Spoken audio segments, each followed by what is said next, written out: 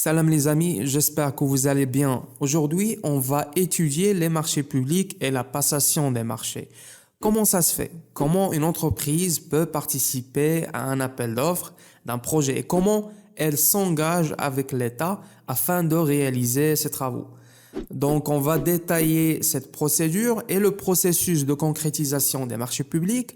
On va voir le contenu des dossiers d'appel d'offres, les dossiers des concurrents, la remise des offres, comment juger les offres des concurrents, etc.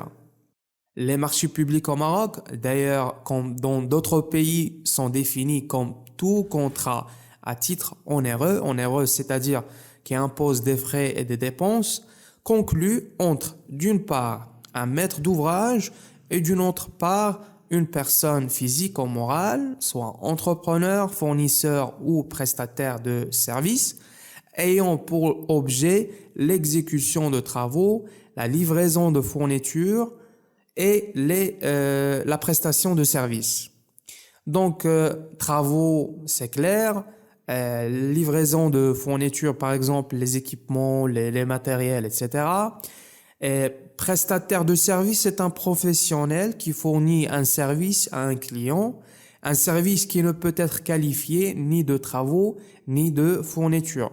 On peut citer, par exemple, la maintenance des matériels. Et quel que soit leur montant, c'est-à-dire les marchés publics, ils sont soumis au code des marchés publics. On a le décret du 20 mars 2013, 60 pages qu'on va résumer dans cette leçon et qui a remplacé le décret du 5 février 2007.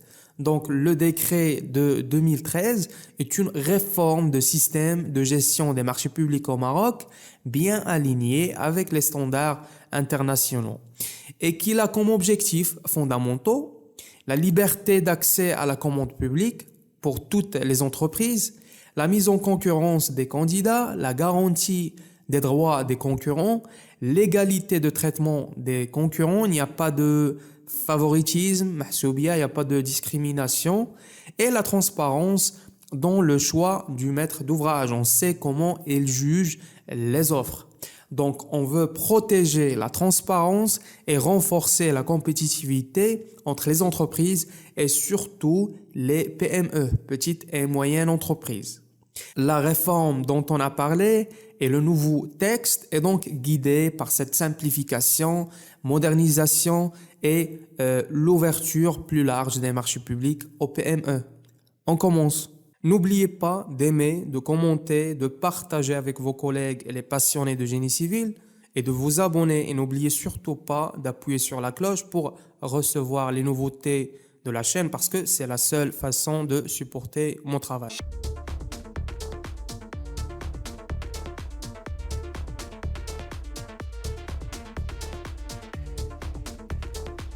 La commande publique est un vecteur stratégique pour l'entreprise nationale. On a une moyenne de plus de 50 000 appels d'offres par an. Les marchés des travaux représentent 41%, les marchés des fournitures représentent 32% et les marchés de services représentent 27%. On distingue donc ces trois catégories comme les catégories de marchés publics au Maroc. Les marchés de travaux se dit de tout contrat ayant pour objet l'exécution des travaux liés à la construction, la reconstruction, la rénovation, la démolition, l'aménagement et l'entretien d'un bâtiment, d'un ouvrage ou d'une structure. Il peut même s'agir de travaux de reboisement. Les marchés de services, quant à eux, comprennent des prestations aussi variées que le nettoyage, la communication, la maîtrise d'œuvre. Cependant, on peut distinguer entre deux types de prestations de services, notamment les marchés d'études et les marchés de maîtrise d'œuvre.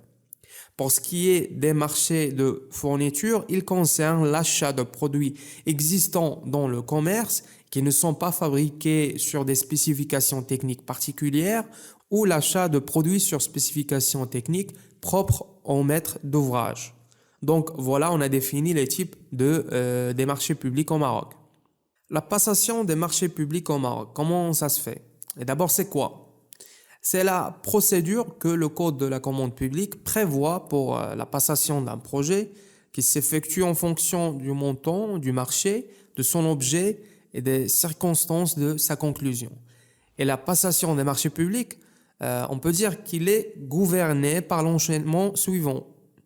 D'abord, la détermination des besoins. L'administration, le maître d'ouvrage, l'acheteur public doit préciser ses besoins à satisfaire et les définir clairement sans ambiguïté et sans donner place à l'interprétation.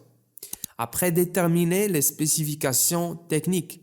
S'il a besoin des ordinateurs sans mentionner la marque, il doit préciser par exemple le type de processeur, la RAM, le stockage, etc. Et il doit donner une estimation du coût de la prestation. Après, dans l'enchaînement, on a l'élaboration des dossiers d'appel d'offres. Le dossier d'appel d'offres préparé, n'oubliez pas, par le maître d'ouvrage, comporte essentiellement les documents suivants. Programme prévisionnel. Le maître d'ouvrage doit publier ce programme qui contient les marchés qu'il compte passer au titre de l'année considérée, au début de chaque année budgétaire et au plus tard avant la fin du premier trimestre, c'est entre janvier et 31 mars, dans un journal à diffusion et dans le portail des marchés publics. Le RC, règlement de consultation, qui définit les conditions de présentation des offres et les critères d'admissibilité et d'attribution du marché, c'est-à-dire comment les entreprises vont présenter leurs offres et les conditions, c'est-à-dire comment ces offres vont être jugées par la commission d'appel d'offres. Copie de l'avis d'appel à la concurrence, lettre circulaire, c'est l'annonce qui va être publiée dans le journal. Le cahier des prescriptions spéciales qui constitue le projet de marché à conclure avec l'attributaire. Il fixe ici les clauses propres au marché et fait mention des clauses obligatoires fixées par l'article 13 du décret relatif au marché public. Alors, l'entreprise choisit pour réaliser les travaux, l'entreprise qu'on lui donne le marché est appelée attributaire. Ce CPS devient le contrat ou le marché entre le maître d'ouvrage et l'entreprise, et ce CPS doit être légalisé par la société auprès de la Direction générale des impôts après. Le dossier contient également les modèles de documents relatifs à l'acte d'engagement, au bordereau des prix et à la déclaration sur l'honneur. Ces documents sont remplis par les concurrents, les entreprises, et le maître d'ouvrage fournit ces documents uniques, fournit les mêmes modèles des documents pour ne pas recevoir des versions différentes de ces documents et pour l'unification des dossiers et du barème pour le jugement. Les concurrents peuvent télécharger ces modèles sur le portail des marchés publics.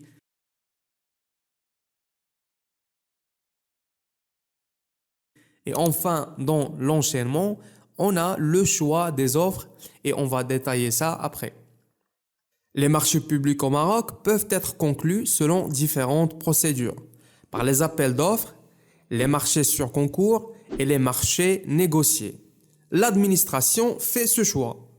L'administration, elle publie le dossier soit en appel d'offres, soit en concours, soit en marché négocié. Et ce choix est basé sur la nature du dossier. On choisit le mode de passation qui le convient, c'est-à-dire le dossier. On a d'abord les marchés sur concours. Ce type de marché est conclu lorsque des motifs d'ordre technique, esthétique ou financier justifient des recherches particulières. C'est le cas des architectes. Si on a besoin d'un plan, on lance un marché sur concours. L'objet de concours concerne notamment les domaines de l'aménagement du territoire, de l'urbanisme ou de l'ingénierie. Comme je dis, marché sur concours concerne des prestations de conception d'un projet, soit à la fois sur la conception d'un projet et la réalisation de l'étude, soit à la fois la conception d'un projet, la réalisation de l'étude et le suivi et le contrôle de sa réalisation. Le concours met en compétition des concurrents sur la base d'un programme, un programme établi par le maître d'ouvrage, et les prix des marches sont fermes, révisables ou provisoires. Marché négocié, lorsque le maître d'ouvrage engage des discussions directes avec un candidat ou des candidats. Il s'agit alors d'un marché négocié. Ici, on négocie avec un concurrent de notre choix.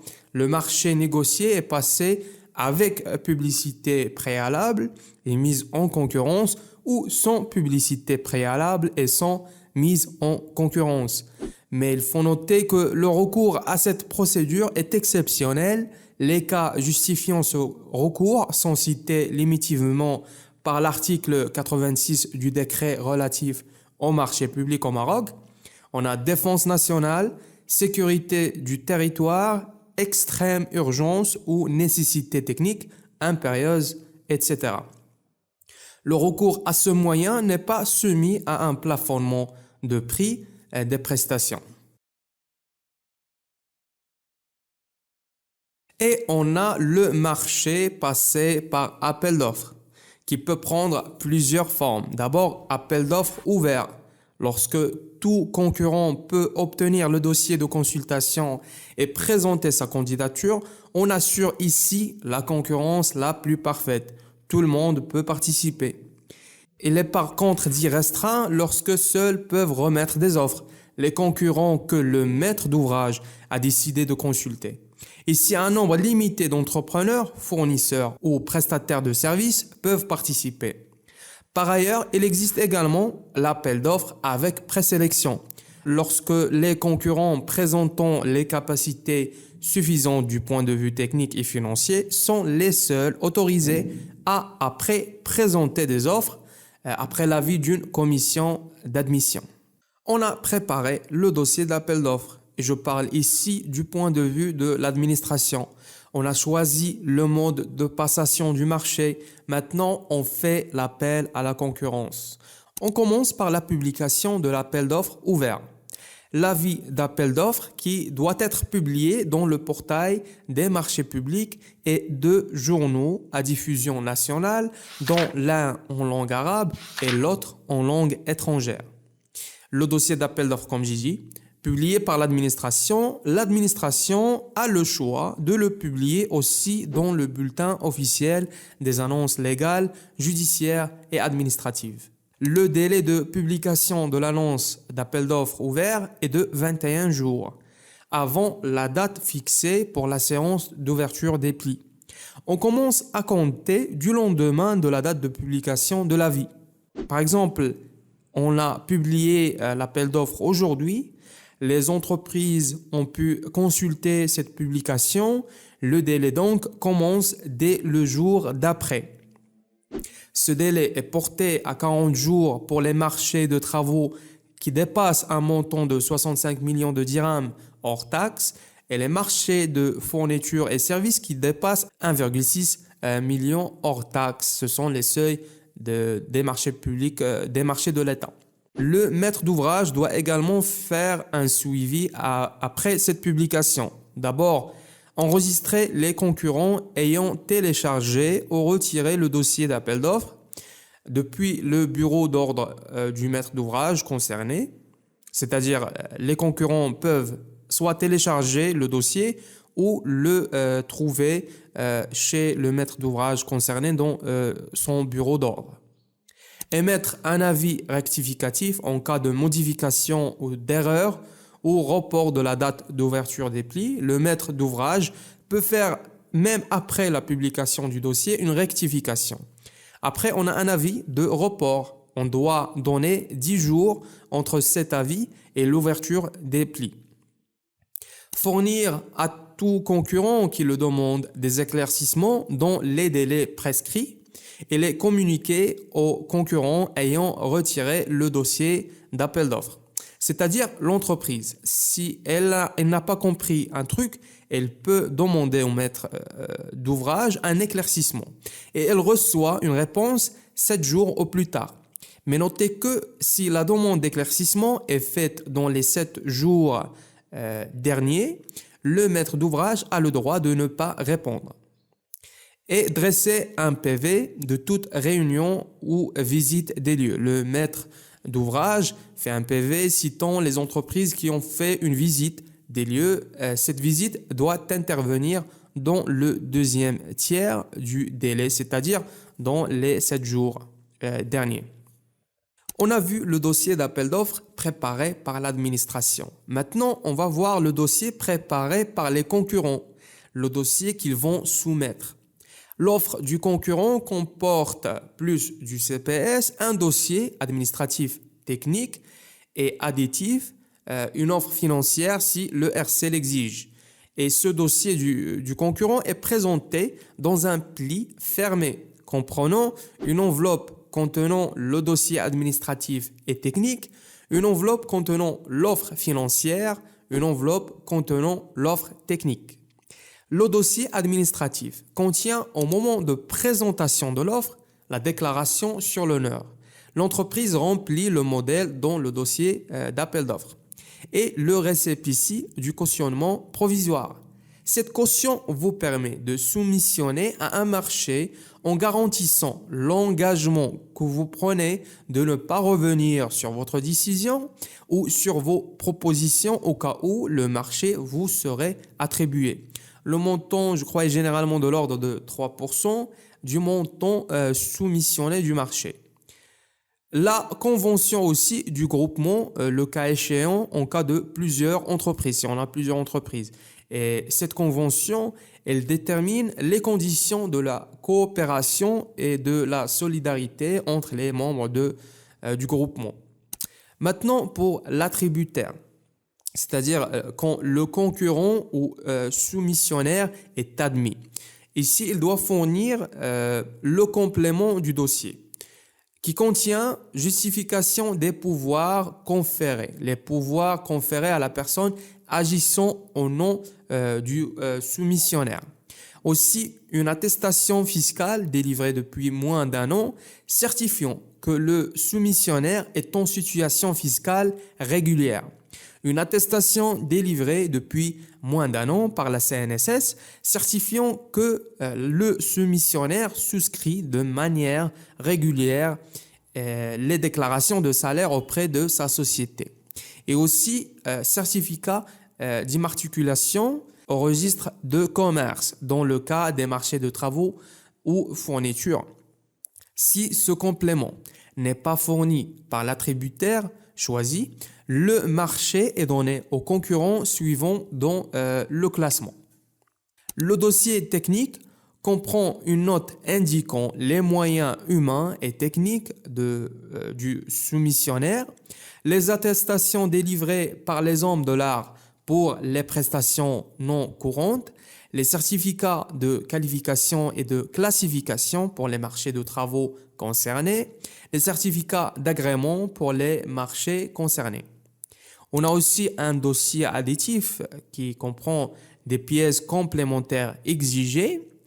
L'offre financière comprend l'acte d'engagement par lequel le concurrent s'engage à réaliser la prestation objet du marché, moyennant un prix qu'il propose, le bordereau des prix et le cas échéant, le sous-détail des prix. Et l'offre technique contient des précisions sur la méthodologie, les moyens, les performances et le service. L'entreprise ici précise ce qu'elle a en termes de moyens techniques et aussi les éléments ayant une relation directe avec l'exécution de la prestation objet du marché et ne compter que les pièces y afférentes. Les plis sont déposés ou envoyés au maître d'ouvrage, remis au président de la commission d'appel d'offres, déposés soit par voie électronique ou au bureau d'ordre du maître d'ouvrage. Les concurrents peuvent même retirer leurs plis et présenter de nouveau avant la réunion de la commission d'appel d'offres. Et si le RC le prévoit, les concurrents peuvent retirer ces échantillons et en présenter d'autres, mais ça doit être fait au plus tard le dernier jour ouvrable précédant la date d'ouverture des plis. Les critères d'admissibilité prennent en compte l'article 18. Pour l'examen des dossiers administratifs, techniques et additifs, les critères sont les garanties et capacités juridiques, techniques et financières, les références professionnelles. Pour l'examen des offres techniques, on prend en considération les moyens humains et matériels à affecter au chantier, l'expérience et le profil du personnel, le planning et les méthodes et procédés de construction, les qualités esthétiques, le développement des énergies renouvelables et les performances liées à la protection de l'environnement. Les critères d'attribution du marché. Pour attribution du marché, le seul critère à prendre en considération est le prix proposé pour les marchés de travaux et services, autre que l'étude, le prix incluant le coût de la maintenance pour les marchés de fourniture et l'offre économiquement la plus avantageuse pour les marchés d'études. La composition de la commission d'appel d'offres qui va juger les offres des concurrents. Pour les marchés de l'État, la commission d'appel d'offres comprend le président qui doit être un représentant du maître d'ouvrage, deux autres représentants du maître d'ouvrage, dont un ou au moins appartient au service concerné par le marché, un représentant du ministère de l'économie et finances, c'est le contrôleur d'État, pour les marchés dont l'estimation est supérieure à 50 millions de dirhams TTC, et un représentant de la trésorerie générale du royaume. Une commission d'appel d'offres est chargée de l'ouverture publique des plis et de l'évaluation des offres, d'examiner les échantillons lorsqu'ils sont exigés par le dossier d'appel d'offres et dresser un procès-verbal de chacune de ces réunions. La séance d'ouverture des plis. Ces séances sont publiques. À l'ouverture de la séance, les concurrents qui se sont rendus compte que leurs dossiers sont incomplets peuvent produire les pièces manquantes sous enveloppe fermée. C'est-à-dire, ils ne sont pas écartés pour cette raison. Ils peuvent produire ce qu'il leur manque sous enveloppe fermée sur place avant la séance d'ouverture des plis. L'examen et l'évaluation des offres se déroulent à huis clos. Dans une salle fermée, la séance est tenue sans la présence du public. Les erreurs matérielles ne sont plus des motifs de rejet des offres. Par exemple, l'entreprise a mis 700 dirhams en lettres au lieu de 700 000. Elle peut rectifier cette erreur sans être écartée. Elle peut faire appel à des sous-commissions d'experts pour l'émission d'avis techniques, c'est-à-dire la commission d'appel d'offres peut demander l'aide des sous-commissions d'experts s'ils n'arrivent pas de juger le côté technique. L'examen et jugement des offres. L'examen du dossier administratif, examen du dossier technique échantillon, si c'est conforme au CPS ou non, sinon on n'ouvre même pas les offres techniques. Éventuellement, une offre technique et l'examen des offres financières. C'est ça l'enchaînement de l'examen et le jugement des offres. Le processus de sélection de l'offre la plus avantageuse. L'examen du dossier administratif. Étape 1, dans cette étape, on a comme objectif l'élimination des concurrents qui ne remplissant pas les conditions juridiques et techniques requises pour concourir, n'ayant pas présenté les pièces exigées, ne respectant les prescriptions de l'article 29 en matière de présentation des offres, ayant présenté un cautionnement non original, c'est-à-dire juste la copie dont objet non conforme présentant des réserves et des restrictions ou montant inférieur à la somme demandée, et des capacités financières et techniques insuffisantes au regard des critères du RC. L'étape 2, examen des échantillons et prospectus des concurrents admis à l'issue de l'étape 1, et toujours l'objet c'est d'éliminer les concurrents ayant présenté des documents ne répondant pas aux spécifications requises par le RC. L'étape 3, l'examen et évaluation des offres techniques des concurrents admis à l'issue de l'étape 1 et 2, l'objet toujours l'élimination des concurrents. Étape 4, examen et évaluation des offres financières des concurrents admis à l'issue de l'étape précédente, objet toujours l'élimination des concurrents dont les offres financières ne sont pas conformes à l'objet du marché Par exemple, on a besoin des ordinateurs, ils nous donnent des bureaux, c'est pas la même chose. Ne sont pas signés si l'offre financière n'est pas signée par l'entreprise ou sont cachés, exprimant des réserves et restrictions, exprime des différences dans les libellés des prix, l'UC, les quantités par rapport aux données du bordereau des prix. Parfois, le bordereau n'est pas respecté, les quantités, les descriptions, etc. L'offre la plus avantageuse, c'est la moins disante pour les marchés de travaux, de fournitures et de services, celle qui a obtenu la meilleure note technico-financière. S'agissant des études, qui n'est ni excessive, plus de 20% par rapport à l'estimation, ni anormalement basse, moins de 25% par rapport à l'estimation pour les travaux et moins de 35% pour les fournitures et services. Mais la commission, dans ce cas, demande une justification pour cette offre anormalement basse. Si l'entreprise arrive à donner une réponse logique, on lui donne le marché. Après classement des offres, le concurrent auquel est envisagé d'attribuer le marché est invité à maintenant produire les pièces complémentaires de son dossier administratif, confirmer les rectifications des erreurs de calcul, régulariser les discordances constatées et justifier une offre anormalement basse au prix anormalement bas ou excessif. Concurrent est écarté maintenant s'il n'a pas répondu dans le délai imparti et qui ne peut être inférieur à 7 jours de la date de réception de la lettre d'invitation, n'a pas confirmé les rectifications des erreurs de calcul, n'a pas régularisé les discordances constatées, n'a pas justifié son offre anormalement basse au prix anormalement bas ou excessif, a produit une offre financière signée par une personne non habilitée, c'est-à-dire n'est pas signée par le gérant ou signée par un autre salarié de l'entreprise. Si le candidat est écarté, on passe au suivant dans le classement. Après, on a clôture d'appel d'offres. L'appel d'offres est déclaré aussi infructueux si on a absence d'offres, personne n'a soumissionné et aucun concurrent n'a été retenu après examen par la commission d'appel d'offres des plis déposés si aucune offre n'a satisfait les exigences. On peut faire clôture d'appel d'offres.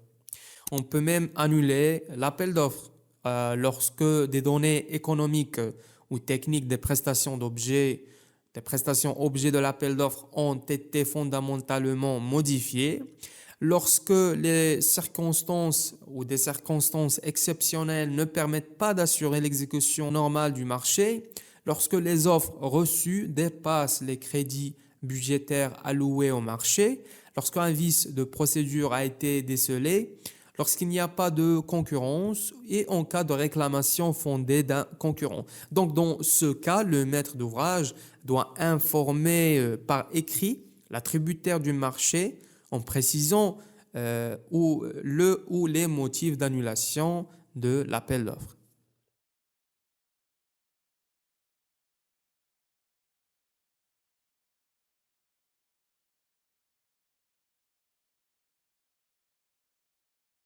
Et si vous obtenez une certaine valeur de mes vidéos, s'il vous plaît, abonnez-vous et pensez à devenir un membre dans notre petite communauté d'ingénierie. Ça va apporter un plus grand soutien à ma chaîne.